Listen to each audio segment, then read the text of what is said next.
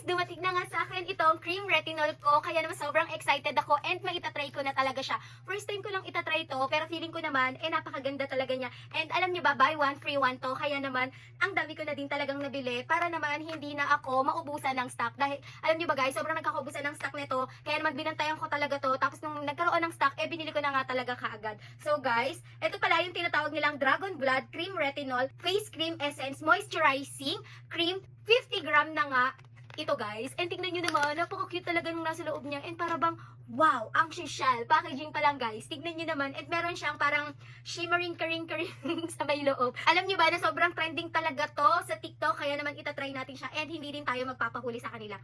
Ang amoy siyang skin white na lotion, ganun siya. And ayan siya guys, oh, tignan nyo. Ay, di mo kaya. Ang cute. So guys, ayan.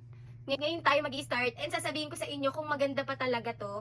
Pero alam niyo ba, ang daming reviews nito na ang ganda-ganda daw talaga nito sa face. And mai-improve daw kasi talaga nito yung skin natin. Ang ganda talaga niya. Oh, amoy talaga siyang whitening lotion.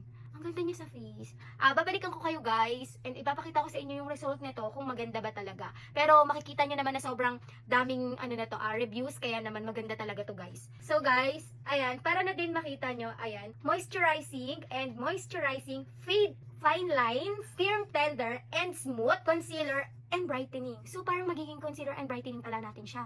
Kaya naman, hindi talaga ako magsisisi dito sa binili ko and nag-purchase talaga ako nitong napakagandang cream retinol na to. So ayan siya guys. Papaputi daw talaga nito yung ating face. Pwede din pala sa body to, hindi lang sa pang face. So guys, tignan nyo naman.